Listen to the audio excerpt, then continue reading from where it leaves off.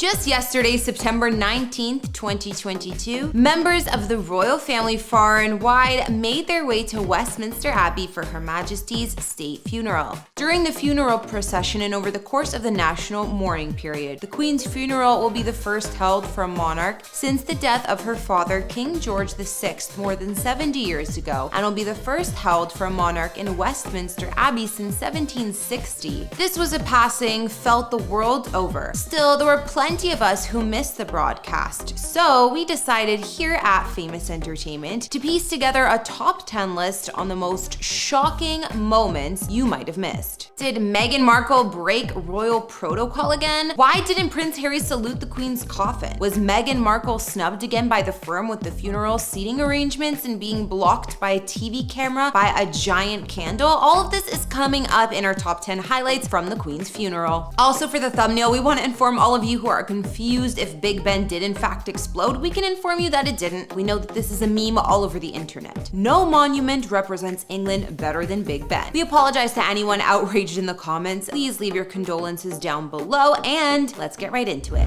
First up at number 10, we have the royal cost of this massive tribute event. The Queen's royal funeral at Westminster Abbey on September 19th, 2022 will be paid for by British taxpayers. Even though the royal family is worth $28 billion and can fund the funeral, security costs seem to be a major component driving up this event's price tag. Why so? Well, with most of the world's international state leaders expected to be in attendance, including President Biden and his wife, as well as Canada's Prime Minister Justin Trudeau. But we're gonna break down the entire guest list a little later in this video. Per the New York Post, a former royal security officer predicted that $7.5 million would be the cost of the security for the funeral alone. In fact, according to London's Metropolitan Police, Queen Elizabeth's funeral is the single largest policing event that they have ever undertaken, surpassing the 2012 London Olympics and the Queen's Platinum Jubilee celebrations that occurred earlier this year. In total, 10,000 officers took part in the policing operation for the Queen's service. The Queen herself shared the cost of the Queen Mother's funeral in 2002, with the ceremony reported to have cost around £5.4 million.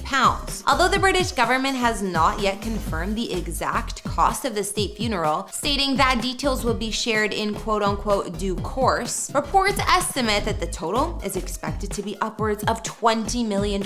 Exactly where this money will come from is still unclear, though it's expected it will mostly be funded by the taxpayer, with the family picking up some of the bill too. The worth of the royal family is reported to stand at an estimated $28 billion, like I said, so they can certainly afford it.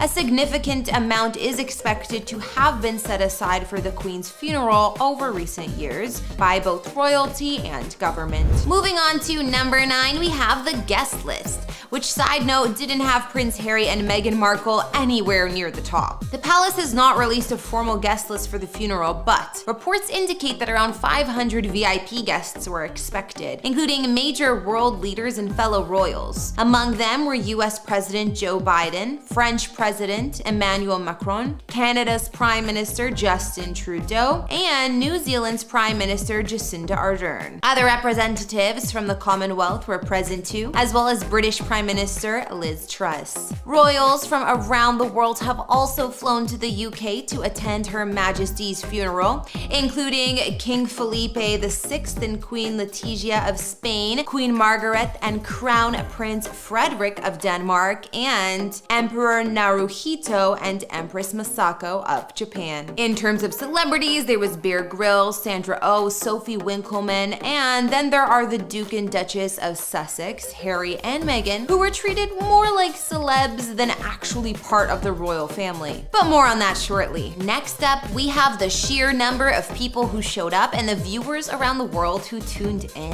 1 billion people were watching the Queen's funeral on TV and online, and that's an impressive number for sure, but more than 1 million people are right there in central London to catch a glimpse of her coffin and to say one final farewell. 5 miles or 8 kilometers of people lined up to file past the Queen's coffin in Westminster Hall. The mammoth line stretched back from the House of Parliament along the south bank of the River Thames to the Southwark Park. As for the live broadcast, the event is expected to be one of the most watched events in history. Moving on to number 7, we have the Queen's funeral, details about centuries of royal mourning traditions being carried out. The great traditions associated with royal funerals and the lying in state formalities date back hundreds of years. It's all about securing the succession. The Queen's English oak coffin was constructed some 30 years ago alongside a coffin for her late husband, Prince Philip. London undertakers Leverton and Sons told this to the Times in 2018. The flag draped on the coffin is the royal standard, which represents both the sovereign and the United Kingdom. The crown atop the velvet pillow is the Royal Imperial Crown, which is encrusted with 2,868 diamonds, 269 pearls, 17 sapphires, 11 emeralds, and 4 rubies. It was first worn by the Queen when she left Westminster Abbey on the day of her coronation in 1953. It was originally made for the coronation of her father, King George VI, in 1937. Following Monday's funeral, another procession will take the Queen's coffin from Westminster Abbey to St. George's Chapel at Windsor Castle. This is where she will be buried in the King George VI Memorial Chapel alongside her parents, her sister, Princess Margaret, and husband, Prince Philip. This will all go down during a private service for the royal family members. For more on this, we're going to discuss the outfits worn by royal members and why Prince Harry wasn't permitted to wear his royal uniform. Needless to say, black was the predominant color among the estimated 2,000 guests packed into London's Westminster Abbey for the ceremony. And while the attendees' choices of outfits were appropriately understated, hats, brooches, and nods to national dress added character to the otherwise somber attire. Making statements is a very delicate task, but the brooches, the pins, and sashes carried subtle significance. Catherine, Princess of Wales, wore a pair of drop earrings made from pearls given to the Queen and Prince Philip for their marriage in 1947, as well as the 4-row Japanese pearl choker from the Queen's personal jewelry collection. Now, this was also an item previously worn by the late Princess Diana. Wearing an elegant cape dress, Meghan, Duchess of Sussex, followed suit in a pair of earrings gifted to her by the Queen in 2018. Both Queen Consort Camilla and Catherine, Princess of Wales, could be seen wearing black veils. It's tradition for female members of the royal family to also wear black veils for funerals. Known as the mourning veil, Kate Middleton and Camilla netted mourning veils are attached to the front of their hats and extended down to the chin, sitting slightly away from the face. Why is this important? Meghan didn't wear a veil. Some speculate that she was eager to get as much publicity as possible from this highly publicized event. Deeper dives have been made on the uniform or lack thereof a uniform worn by Prince Harry, who waved goodbye to all military practices when he stepped back from his role as a senior royal, meaning he was unable to wear his uniform during the Queen's funeral. As promised, we're gonna talk more about one woman getting a lot of headlines from the royal family, all for the wrong reasons. And this might be because Meghan Markle may have broken royal protocol. As just mentioned, maybe Markle prefers to be in a viewpoint of photographers and paparazzi, unlike most other members of the royal family. She did leave the royal family for more of a practical life living in the US, but it was the very public interview given to Oprah in March 2021, followed by the release of, and recently, her Spotify podcast that really put a strain on her relationship with the royals. So we know that Meghan is on the outs, but how about Harry? There was no eye contact or acknowledgement between Prince William and Prince Harry as they walked behind the Queen's coffin. In his 10 years as a member of the British military, Harry served 2 tours in Afghanistan and rose to the rank of captain in the British Army. Yet he gave up his 3 official military titles in 2021 as part of a deal with his family when he stopped working for the royal family and moved to California. Many members of the royal family appeared in uniform, including King Charles III, Prince William, Princess Anne, and Prince Edward. Harry, however, donned a suit and tie for the occasion. Buckingham Palace required him not to appear in uniform because he is no longer a working royal. Similarly, Queen Elizabeth II's second son, Prince Andrew, who was forced to step back from royal duties over his relationship with sex trafficker Jeffrey Epstein, also was barred from wearing his military uniform. But unlike his brother Prince William, Prince Harry didn't salute, instead keeping his arms by his side. It wasn't long before royal fans took to social media to ask why, and the answer is all to do with the Duke of Sussex's standing within the royal family. Saluting Saluting is a military custom by which a soldier signals acknowledgement for the due respect to a superior rank. In this case, members of the royal family are saluting to Her Majesty, who was the head of the armed forces and served as their commander-in-chief. However, although Prince Harry was in the military, he waved goodbye to those military practices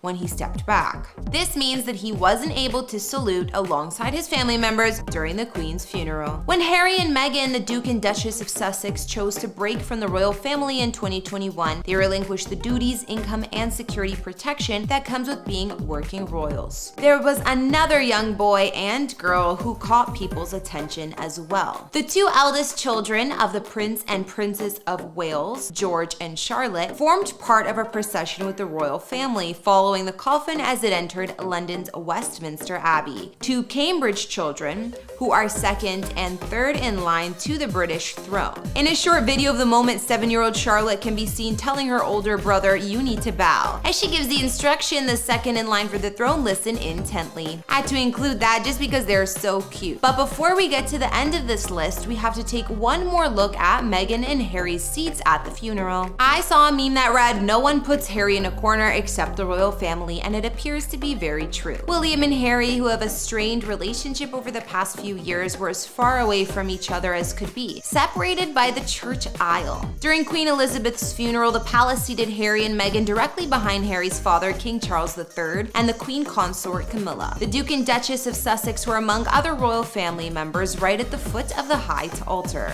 Their royal status was the reason they were relegated to the second row. Near their cousins, Princess Beatrice and Princess Eugenie, the children of the Queen's son, Prince Andrew. Prince William and Princess Catherine of Wales sat in the front row with their eldest children, Prince George and Princess Charlotte. Finally, in the number 1 spot, let's talk about the now King Charles III, who waited longer than anyone in history for his time to accede the throne. King Charles III has been waiting his whole life for this moment. At his birth 73 years ago, he became second in line to the throne. And for the past 6 decades, ever since his mother ascended the throne in 1952 when he was 3, he has been the heir apparent. Those watching took note that King Charles III didn't sing British national anthem during the Queen's funeral. This is because the song is one that has traditionally been sang to the reigning monarch. The anthem was formally recognized as God Save the Queen throughout Queen Elizabeth II's 70 years on the throne. According to the royal family's website, the national anthem lyrics have remained the same since it was first performed in 1745, with the changes being substituting queen for king where appropriate. How he handles his reign will shape the future of the monarchy and indeed determine whether if it is even necessary at all. But based around the intrigue and attention this funeral has generated, it appears the royal family are still as relevant as ever. The tributes from around the world and the silent queuing of her loyal citizens at home speak volumes of the kind of woman the Queen was. May she rest in peace after a life of tireless service.